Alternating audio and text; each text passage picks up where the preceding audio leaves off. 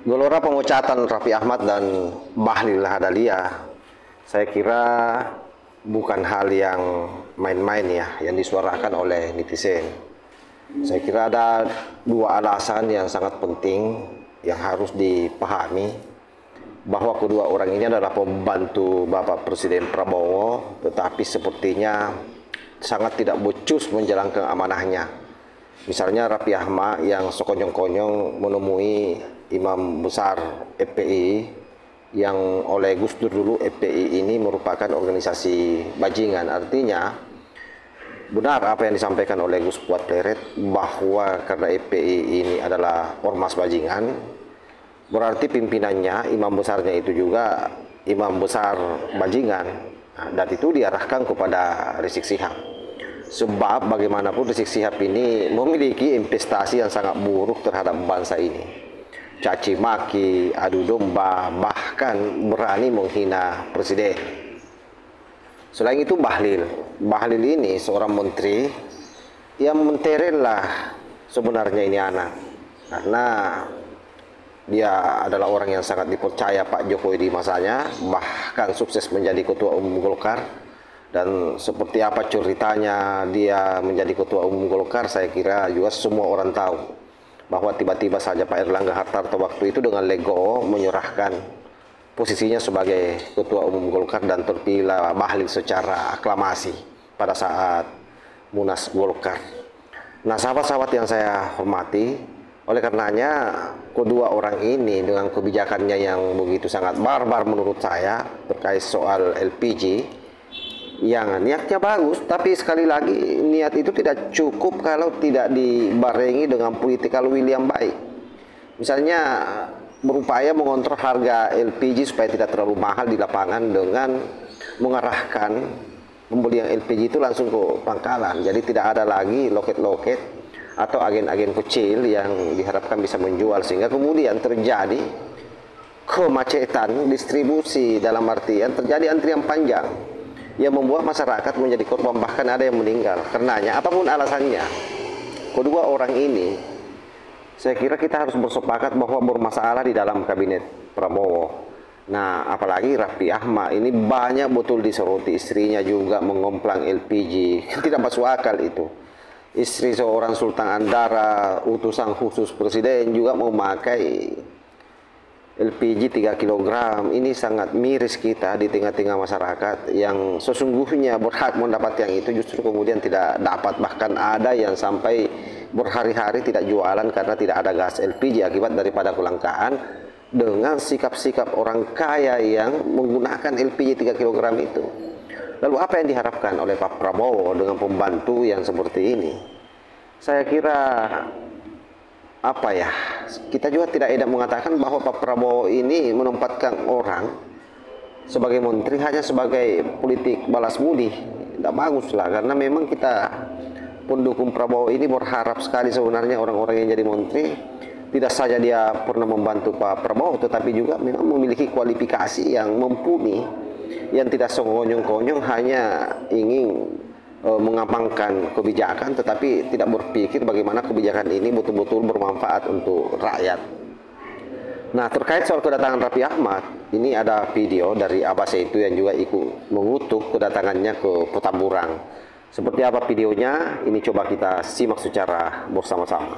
Bineka Tunggal Ika, beragam bahasa, beragam suku, beragam keyakinan, tapi kita adalah bersatu mencintai negeri ini. Hari ini Pak Prabowo karena kasih sayangnya kepada orang-orang yang ikut membantu diri, tapi kepada orang-orang yang tidak mengenal kepada sejarah Nusantara itu sendiri. Bagaimana mungkin Raffi Ahmad yang menjadikan ditugaskan staf khusus presiden untuk membina generasi muda, serahkan generasi muda pada Rizik Sihab, ya, dan dia adalah selalu di otaknya khilafah, sementara negara kita adalah terdiri 800 suku dan 1.200 bahasa dengan berbagai macam keyakinan. Sama saja kau ingin menghancurkan negeri ini. Sama saja engkau ingin memecahkan persatuan dan kesatuan yang dibangun atas landasan adalah kemanusiaan yang adil dan beradab. Sesungguhnya apa yang diperlihatkan oleh kepada kita semua adalah bagaimana kesaktian Pancasila, adalah kesaktian Garuda Pancasila. Tak satupun negara di dunia adalah yang tidak lepas daripada perang saudara. Suriah perang saudara, hanyalah 4 suku saja di sana. Yaman, perang saudara tidak berhenti. Hanyalah 3 suku di sana. Demikian pula sahabat, bagaimana adalah di Mesir. Libya adalah perang suku. Kemudian Suriah perang suku. Kemudian juga adalah kehancuran Irak adalah karena perang di antara saudara semuanya. Semuanya adalah berlandaskan mengaku kepada Tuhan yang sama Allah dengan bernabi Rasul yang sama Muhammad. Dari kenyataan fakta hari ini sahabat, bahwa justru mereka adalah luluh lantak karena mereka adalah perang saudara. Kalian mengerti kenapa mereka berperang saudara? Karena disinilah sesungguhnya adalah budaya mereka adalah tidak kuat, budaya mereka tidak berakal, budaya mereka adalah sudah dirubah, sejarah bangsanya sudah dirubah. Saudara, masih ingatkah Anda bagaimana tahun 1930 ada 4.000 kapal daripada Yahudi Arkenasi yang mengaku sebagai adalah keturunan Nabi Ibrahim datang adalah ke pantai Palestina, dan mereka berteriak membentangkan spanduk bahwa kami adalah saudaranya, kami adalah keturunan adalah Juliet dan adalah Nabi Ibrahim, bahwa kami adalah hak untuk mendapatkan suaka dari kalian, kami berhak sebagai saudara tua kalian adalah untuk menempati sebagian kecil daripada Palestina. Apa yang terjadi? Setelah sekian puluh tahun dari tahun 1930, Palestina hancur lebur, dijajah habis-habisan. Bahkan mereka, penduduk pribumi adalah mereka terusir, terjajah. Bahkan dengan kasus jajah sekarang, hampir 90.000 manusia melayang. Dan kebanyakan dari mereka adalah anak-anak dan wanita. Sadarkah wahai bangsa Nusantara akan sejarah ini? Siapa yang telah meluluh lantakan adalah Palestina? Dan semua adalah mereka yang mengaku adalah Yahudi. Tapi kenyataannya mereka adalah bukan Yahudi keturunan Nabi Ibrahim. Tetapi mereka adalah Yahudi yang terusir dari Jerman Barat, Yahudi yang terusir dari Jerman Timur, Yahudi yang terusir dari Spanyol, Yahudi yang terusir dari Inggris, Yahudi yang terusir dari Belgia, dari Belanda, Luxembourg, dan semua negara-negara Eropa. Dan kisah mereka selama 1000 tahun, lihat, tidak berapa ratus negara yang mereka datangi dan mereka merusak di dalamnya. Tahukah saudara tentang hal itu? Dari semua. Dan hari ini di Nusantara, sahabat, inilah telah berdiri orang yang mengaku dilihat Nabi. Dan kenyataannya adalah tidak terbukti, baik secara ilmu pengetahuan, maupun adalah secara arkeologi, maupun secara apa namanya ilmu-ilmu yang lain, ya, filologi, arkeologi, dan juga ilmu genetika. Sedikit pun tidak ada yang bisa membenarkan itu. Ini semua adalah merupakan adalah kesalahan daripada leluhur-leluhur sebagaimana yang terjadi dalam Palestina. Mereka adalah memberikan tempat kepada Yahudi Arkenasi, yang akhirnya mereka sekarang terusir, terhina, terjajah, terbunuh dengan hadirnya Yahudi Arkenasi. Bahkan sebaliknya, seolah-olah berbalik yang tadinya tuan rumah dalam menjadi tamu. Dan ini terjadi sahabat di belahan berbagai penjuru bumi ini.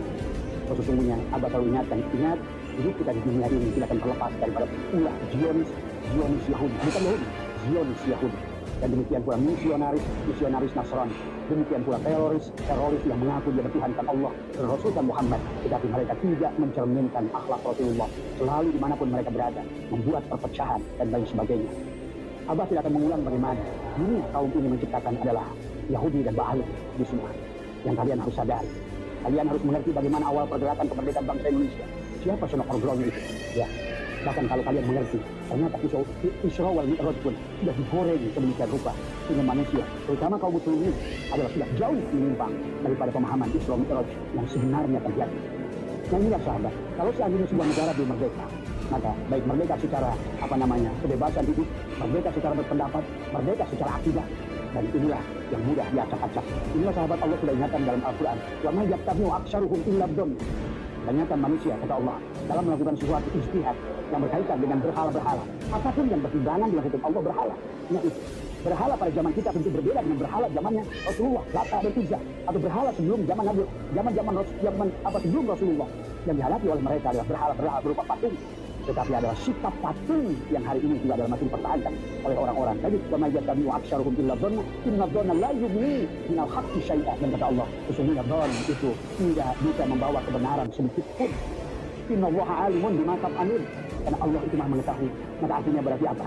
Kita di zaman ini, sahabat, kita harus cerdas, memahami sejarah bangsa, memahami sejarah pergerakan Islam, memahami sejarah bagaimana Islam itu bertumbuh. Bahkan sebelum baginda Nabi lahir, di hari kelahiran yang pertama, Ka'bah sudah dihancurkan oleh Abraha. Kalian tahu siapa Abraha itu? Dan siapa adalah yang menyuruh Abraha? Kalian tahu siapa adalah yang disebut dengan Sa'ad bin Ubadah? Yang hari pertama, Rasulullah belum urus jenazahnya. Mereka harus berhadapan-hadapan. Di situ ada Sa'ad bin Ubadah, ada Umar bin Khattab, ada Abu Bakar As-Siddiq, yang akhirnya terjadi banyak kepada Abu Bakar As-Siddiq. Hari itu, sahabat, Islam sejak kematian baginda Nabi sudah terpecah belah, sahabat, ya. Maka disitulah akan menjadi Sunni dan Syiah. Inilah Islam. Yang kemudian kata Nabi, Islam akan menjadi 73 golongan. Kulluhum finnar, illa wahidatan, kecuali satu yang akan selamat. Maka hari ini kita menyaksikan Sunni sudah jadi berapa golongan, Syiah sudah jadi berapa golongan. Nah inilah yang terjadi kepada kita semua.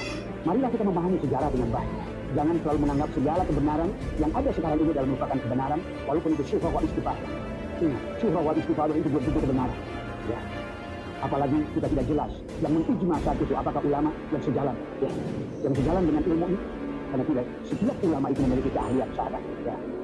Maka itulah Allah ingatkan kepada kita adalah bahwa asalu ahla dzikri in kuntum la ta'lamun. Datanglah kepada ahli dalam perkara yang tidak kita ketahui. Ilmu nasab ada ahlinya, ilmu sejarah ada ahlinya, ilmu filologi ada ahlinya, ilmu arkeologi ada ahlinya, ilmu genetika ada ahlinya. Fasalu ahla dzikri in kuntum la ta'lamun. Maka kata Allah, "Wa may yatabi'u aktsaruhum illa dhann." Jangan lagi kalian bersandar pada dhann. Walaupun Allah sudah memberitakan kebiasaan manusia selalu berpegang pada dhann. Padahal kata Allah, "Inna dhanna la yughni minal haqqi syai'an." Sesungguhnya dhann itu tidak bisa menunjukkan kebenaran. Innallaha alimun. Disitulah kita harus betul-betul alim. Inilah yang harus kita jadi semua. Ya. Maka sekarang dengan kasus yang terjadi hari ini, sungguh ironis. Raffi Ahmad yang dituju oleh Presiden Prabowo. Saya mencintai Pak Prabowo, walaupun sebelumnya saya mencintai Pak Jokowi. Bagi saya, siapapun presidennya, bagi rakyat yang betul-betul merdeka, sesungguhnya dia harus mendukung siapapun presidennya. Maka sebelum Pak Prabowo, saya adalah mendukung Jokowi 2 periode. Kemudian sekarang saya mendukung Pak Prabowo Risma. Tapi banyak orang-orang yang dulu justru membelakang Pak Prabowo. Sekarang ada seolah mendapatkan berkah dari Pak Prabowo. Prabowo itu adalah orang yang sangat baik. Kalau kata Gus Dur, orang yang paling ikhlas di Nusantara ini adalah Prabowo. Saya menyaksikan kenyataan hari ini. Beliau begitu mencintai rakyatnya. Tapi saya, orang-orang yang dijadikan utusannya adalah orang-orang arbitan yang tidak mengerti esensi daripada perjuangan bangsa ini sendiri. Ingat, perjuangan bangsa dan negara kita ini diawali dengan resolusi jihad oleh ulama, sahabat. Tetapi begitu walaupun begitu, ulama kita mengakomodir bahwa kita satu nusa, satu bangsa, satu bahasa. Gerakan Sumpah Pemuda oleh Budi Utomo 1908. Bagaimana Dr. Sutomo dan juga bagaimana ada Muhammad Yamin. Yang itu adalah mendeklarasikan seolah-olah kita satu nusa, satu bangsa, satu tanah air, satu bahasa, satu tanah air, satu semua. Maka tidak lagi masalah agama, tidak lagi masalah suku. Maka disitulah sesungguhnya kehebatan Nusantara menyatukan kerajaan-kerajaan kecil dari mulai ujung timur sampai ujung barat. Nusantara tidak ada bangsa yang lebih dasar seperti Nusantara, di mana kerajaan-kerajaan kecil tadi menyatu di negara kesatuan Republik Indonesia yang berlandaskan kepada Pancasila.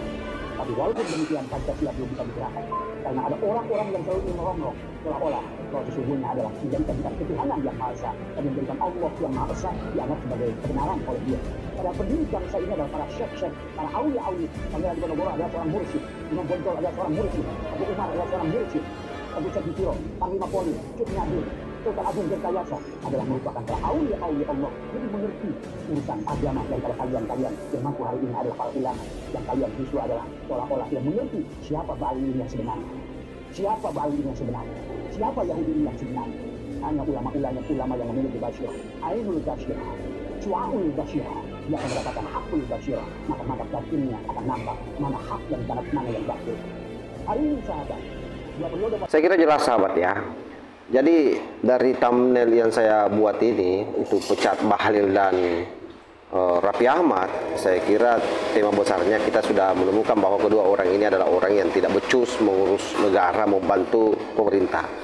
Mereka semua ini lupa bahwa apapun yang dia lakukan di luar sana, apapun kebijakan-kebijakan yang dia telurkan ke masyarakat, sesungguhnya itu mewakili negara. Oleh karenanya akses-aksesnya, bias-biasnya seharusnya itu mereka sudah bisa pikirkan. Tetapi apa yang terjadi? Raffi Ahmad justru ketemu Imam Besar Petamburan yang notabene dia adalah pelaku adu domba, pelaku provokasi yang selama ini menghina pemimpin kita yang punya agenda NKRI bersyariah. Lalu bagaimana Bahlil berupaya keras ya dalam tanda petik seolah-olah ingin meringankan beban masyarakat. Padahal sesungguhnya yang dia lakukan adalah melakukan chaos di lapangan dengan kelangkaan gas LPG yang diakibatkan oleh kebijakannya. Dan yang lebih fatal lagi itu tadi istri daripada Sultan Andara yang kemudian menggunakan juga gas LPG 3 kg. Jadi apapun yang disuarakan netizen terkait soal menghentikan mereka menjadi menteri atau memecat menjadi menteri, saya kira itu sah-sah saja. Nah, tinggal domainnya saya kira di Pak Prabowo, apakah betul cita-cita tahun 2045 itu merupakan blueprint yang harus dicapai atau tidak. Saya kira sangat terkait siapa pembantunya. Nah, kalau pembantu model ini semua ini kita akan jauh dari cita-cita itu. Hasta cita hanya sekedar mimpi belaka kalau tidak ditopang oleh orang-orang yang memiliki kualitas dan mumpuni. Saya kira demikian sahabat. Wallahul muwaffiq ila aqwamit thoriq. Wassalamualaikum warahmatullahi wabarakatuh.